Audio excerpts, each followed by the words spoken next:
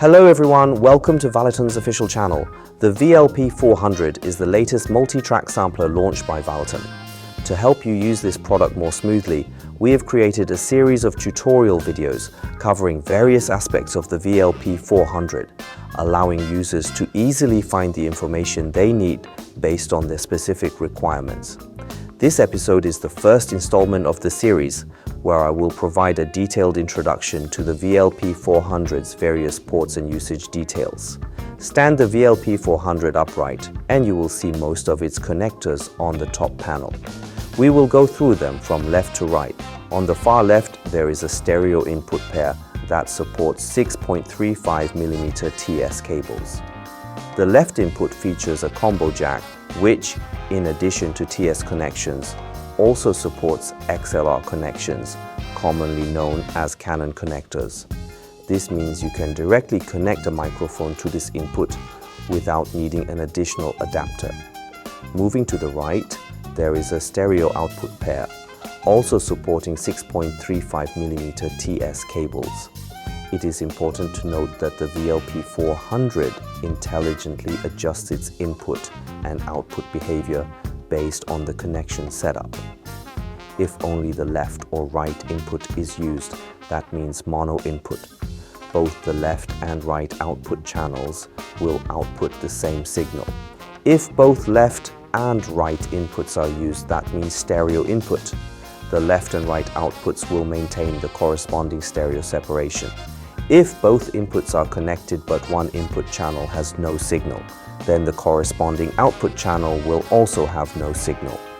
Moving further to the right, you will find the expansion port, which supports 6.35mm TRS cables.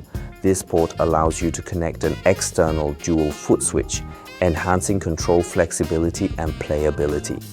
The VLP-400 allows you to customize the functions of each foot switch independently.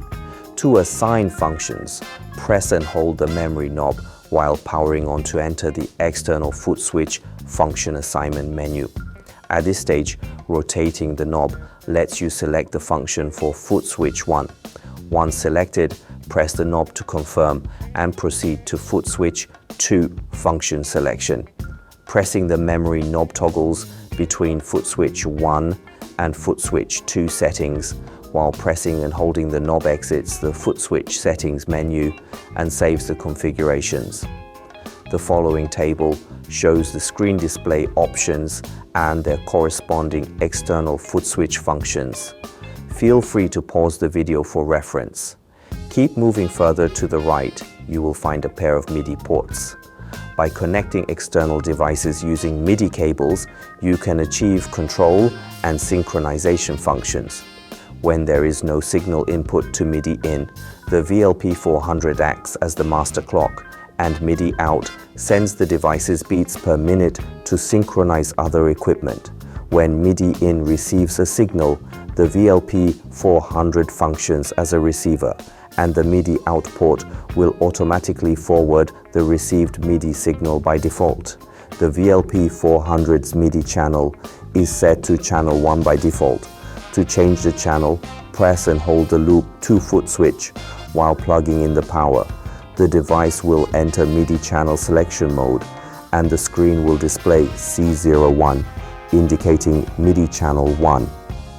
Turn the memory knob to select any channel between channel 1 and channel 16. Once the selection is complete, restart the device to automatically save the channel setting and enter normal operation. Below is the MIDI control parameter table. Feel free to pause the video for reference.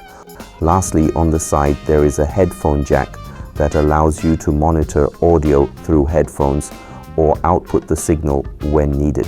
Right are the USB port and power input.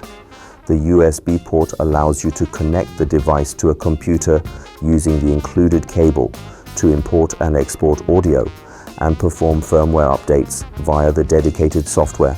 However, the USB port does not provide power, so the device must be powered through the DC input below. The VLP-400 operates on a 9-volt 500 mA power supply with a center negative polarity. Although this matches the power specifications of most single effect pedals, it is always recommended to check the voltage and polarity before use to prevent damage to the device. That's all for the VLP-400's interface and usage details.